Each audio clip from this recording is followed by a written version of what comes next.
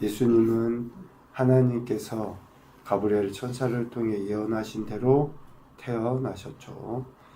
예수님의 태어나심은 2장 14절에 보면 하나님께 영광이고 땅에서는 하나님이 기뻐하신 사람들 중에 평화다 라고 말씀하십니다. 하나님께서 영광 받으실 일, 그 자체가 예수님의 탄생이라는 거예요. 그리고 세상의 인생들이 얻을 수 있는 평화, 세상으로부터가 아니라 하나님으로부터 얻을 수 있는 그 평화의 그 시작이 바로 예수님의 탄생이라는 것을 이야기합니다. 그렇게 태어나신 예수님은 성령의 지시를 받고 예수님의 탄생을 기다려온 사람들에게 실제적인 응답이 된 거예요. 하나님께서 행하실 그 일들을 기대하셨던 이들에게 실제적으로 응답이 된 사건이라고 할 수 있죠. 이렇게 하나님 말씀의 성취로 태어나신 예수님은 점점 자라가며 강하여지고 지혜가 충만하며 하나님의 은혜가 그 위에 머물렀더라, 있었더라 라고 2장 40절에 말씀합니다. 이것은 예수님께서 신체적이나 정신적으로 어쩌면 평범한 아이들과 동일하게 자라가고 있는 모습을 의미할 수 있어요. 그런데 한 가지 다른 것은 하나님의 은혜가 그의 위에 있더라 라고 합니다. 그러니까 영적인 성장, 어렸을 때부터 지혜와 은혜를 가진 그러한 비범한 인물이었다라고 할 수 있어요. 그 비교의 대상이 바로 세례 요한입니다. 1장 80절에 보면 세례 요한에 대해서 마지막 표현할 때에 아이가 자라며 심령이 강하여지며 라고 이야기해요. 그러니까 예수님의 신체적 정신적인 모습과 같이 세례 요한도 신체적으로나 정신적으로는 건강하게 보통의 사람, 남자아이와 같이 자라가요. 그런데 예수님에게는 하나님의 은혜, 특별한 영적인 그런 지혜와 능력이 함께 있었다라는 것을 이 표현을 통해서 세례 요한과 다름을 말씀하시고 있습니다. 세례 요한이 뛰어난 인물임에는 틀림이 없죠. 그런데 예수님과 비교할 대상은 결코 아니다라는 것을 1장 80절과 2장 40절 말씀을 통해 세례 요한과 예수님에 대해 각각 표현함으로 그 다름에 대해서 말씀하시고 있습니다.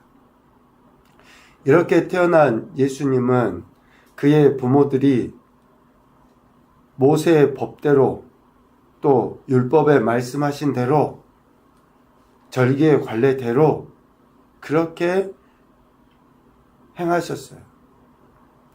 예수님의 부모인 요셉과 마리아가 율법을 성실하게 이행하는 경건한 유대인이었다라는 거예요. 22절에서도 이야기했죠. 모세의 법대로 정결 예식의 날이 참에 예수님을 데리고 예루살렘에 올라가요. 경건한 자들은 성전 중심의 신앙생활을 했잖아요. 그 성전 중심으로 한 의식에 맞춰서 자신들의 그 신앙을 증거해 보였습니다. 율법의 유대인 남자들은 세 가지의 절기를 지켜야 된다고 했잖아요. 유월절, 오순절, 초막절. 그 절기에 따라 지금 요셉과 마리아도 이렇게 절기를 지키기 위해 성전을 방문한 거예요. 이러한 요셉과 마리아의 태도를 통해서 예수님은 그 안에서 이렇게 자라면서 신앙적인 그런 성장을 이루어갈 수 있는 거예요. 하나님의 은혜가 그 위에 있었더라 라고 하는 말은 전적인 하나님의 역사하심임에 틀림없지만 그 안에 뭐가 포함됩니까? 믿음의 반응을 보여야 될, 경건의 태도, 순종의 태도를 보여야 될 인간의 그 자세까지가 내포된 거죠. 예수님께서 하나님의 뜻에 순종함, 그리고 또 그 주변 환경인 요셉과 마리아의 경건한 태도에 근거해서 하나님의 은혜가 예수님께, 오늘 우리도 마찬가지죠. 하나님이 은혜를 주셔요. 구원부터 시작해서 모든 것이 하나님의 은혜입니다. 그 모든 것에 하나님의 은혜라고 하는 것은 우리가 그 말씀에 대한 태도, 또 우리가 하나님 앞에 예배와 경건의 삶의 모습들을 보이는 것까지가 포함이 되는 것을 의미합니다. 요셉과 마리아가 하나님께 보인 그런 신앙적인 태도, 그래서 어린 예수님은 하나님을 중심으로 해서 영적인 또 인격적인 이러한 교육을 받으면서 자랐고 어려서부터 의롭고 경건한 삶에 훈련되어져 간 거죠. 우리 아이들에 대해서 기도도 하며 우리가 기대해요. 이 아이가 그래서 나중에 참 믿음의 사람이 되었으면 좋겠다. 하나님의 영광을 드러냈으면 좋겠다. 당연히 그러죠. 그런데 지금은 아무런 경건의 훈련도 시키질 않아요. 예배 드리지 않아도 별로 나중에 되면 하겠지. 매우 큰 오산일 수 있습니다. 우리가 믿음의 가정 안에서 이러한 경건의 태도가 그 아이들에게 지속적으로 가르쳐줘야죠. 그래야지 나중에 커서 뭐가 그렇게 그들이 하나님의 정말 그때 은혜로 깨달음을 얻고 어렸을 때 배웠던 것을 가정에서 했던 것을 그렇게 할 수 있을 것 아니겠습니까? 이렇게 요셉과 마리아의 경건한 태도 가운데서 예수님은 신앙의 훈련을 받으면서 자라가시죠. 12살이 되었을 때에도 절기를 지키기 위해 예루살렘으로 요셉과 마리아 그리고 예수님이 올라갑니다. 관례를 따라 올라가고 그 날들을 다 마치고 이제 집으로 돌아가는 길에 하룻길을 여행하고 나서야 예수님이 자신들과 지금 함께하지 않음을 발견하게 돼요. 44절. 그 다음날 오던 길을 되돌아가며 예수님을 찾는데 또 하루가 걸려요. 그러니까 총 사흘이죠. 사흘 후에 드디어 예수님을 성전에서 만나게 됩니다. 46절 하반부 47절에 보면 예수님을 만났을 때 예수님은 뭐하고 계셨습니까? 선생들 중에 앉으사 그들에게 듣기도 하시고 묻기도 하시니 듣는 자가 다 그 지혜와 대답을 놀랍게 여기더라. 선생들과 묻고 대답하고 어떤 신앙적인 토론을 나누는 것 같죠.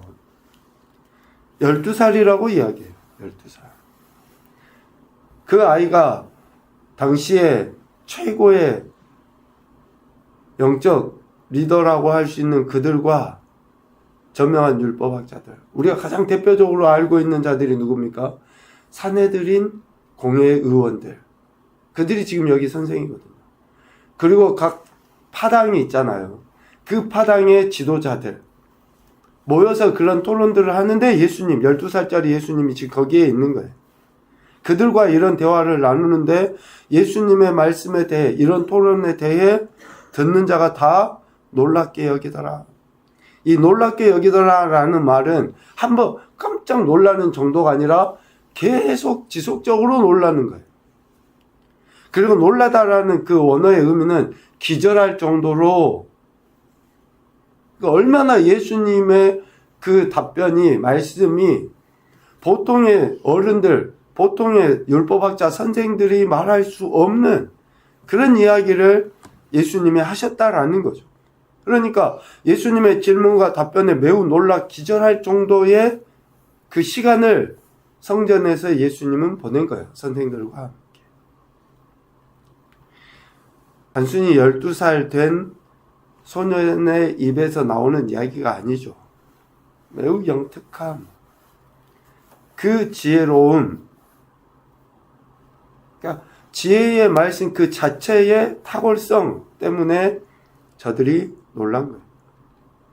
이것은 하나님의 은혜가 그의 위에 있더라 라고 하는 40절 말씀에 근거할 수 있어요.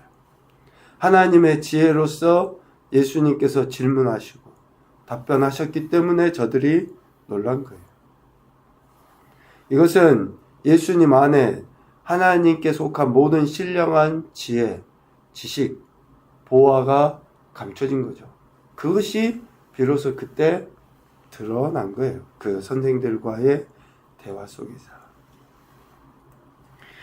이러한 시간을 보내고 있을 때 그의 부모가 와서 보죠. 어찌하여 우리와 함께하지 아니했느냐 라는 그런 표현으로 이야기해요. 왜 여기에 있느냐? 그렇게 되려 질문을 하죠. 그랬을 때 49절 예수님이 말씀하십니다. 어찌하여 나를 찾으셨나이까? 내가 내 아버지 집에 있어야 될 줄을 알지 못하셨나이까? 여러분 각주를 한번 보십시오.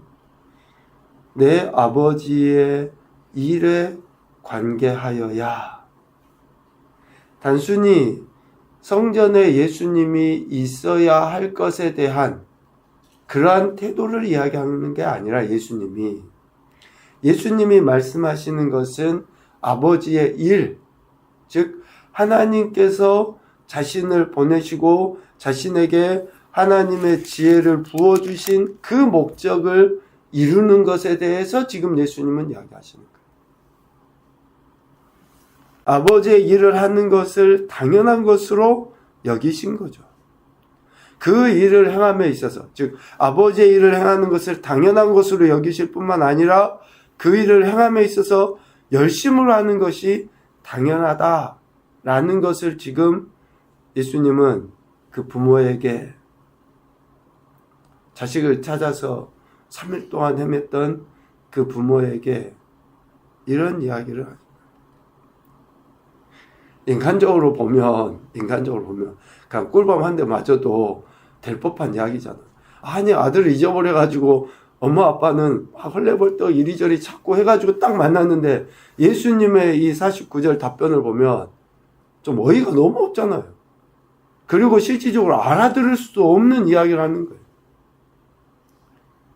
내가 하나님의 일을, 그것도 열심으로 하나님의 일을 해야 되는지 모르십니까? 지금 그 이야기를 하는 거거든요. 그만큼 예수님께서 하나님의 지혜의 충만함으로 자신에게 주어진 사명, 또 자신이 감당해야 될 그 일이 무엇인가를 분명히 알고 어렸을 때부터 행하셨다라는 것을 알 수 있습니다. 예수님의 존재와 사역에 대해 깨닫지 못하는 그 부모님에게 예수님은 자신이 어떠한 존재, 어떠한 일을 해야 하는지를 말씀하신 거예요. 그랬을 때 51절 그의 어머니는 이 모든 말을 마음에 두었다 라고 이야기합니다. 지금 일어난 모든 일들을 단순히 예수님의 그 말뿐만이 아니라 3일 어간에 일어난 이런 모든 일들을 마음에 둔 거예요. 예수님이 어떠한 존재인지. 이런 것을 보면 여자분들이 더 영적으로 민감한 것 같아요. 50절에 그 부모가 그가 하신 말씀을 깨닫지 못하더라. 그러니까 아버지는 잘 깨닫지 못해요. 그런데 어머니는 그 일들을 마음에 두고 앞으로 예수님에게 어떤 일들이 일어날지를 기대하며 또 바라봤던 것 아닌가 생각을 하게 됩니다. 첫 번째 교훈입니다. 경건한 삶의 태도가 하나님께로부터 오는 은혜 얻을 기회를 제공받게 한다. 경건한 삶의 태도가 하나님께로부터 오는 은혜 얻을 기회를 제공받게 한다. 우리가 은혜를 구하죠. 근데 삶의 태도가 여전히 무질서하면, 여전히 죄 가운데 있는 것을 허용하면 쉽게 은혜 얻지 못합니다. 두 번째, 예수님도 하나님께로부터 받은 지혜로 일하셨다. 예수님도 하나님께로부터 받은 지혜로 일하셨는데 하물며 우리이겠습니까? 세 번째, 내가 깨닫지 못해도 하나님의 일을 하는 자에 대한 존중을 보여야 한다. 오늘 마리아처럼 아직 마리아가 온전히 이해하지 못해요. 그런데도 마음에 둔 거예요. 그 말을, 그 일을. 내가 깨닫지 못해도 하나님의 일을 하는 자들에 대한 존중. 이것이 하나님의 영광을 드러내고 하나님의 역사하심이 실제가 되도록 하는 계기가 됩니다. 내가 이해하지 못한다고 터부시하고 옳지 않다라고 비난하는 것은 그래서 그 결과를 더 지켜보는 거죠. 하나님께서 열매 맺게 하실 때까지. 오늘 예수님의 탄생, 그리고 예수님께서 어쩌면 처음 사역이 아니신가 기록되어져 있는, 공생애가 아직 남아있긴 하지만 예수님께서 이 땅에서 하나님을 나타내 보이시는 처음의 사역이 아니신가라는 그런 생각도 하게 됩니다. 하나님께서 뜻하신 바를 이루시는 것이 순종하는 자들을 통해서라는 것을 기억하시고, 오늘도 저와 여러분이 경건한 삶을 통해 하나님 말씀의 순종으로 하나님의 영광을 나타내는 교복된 한 날이 되시기를 주님의 이름으로 축복합니다. 아멘.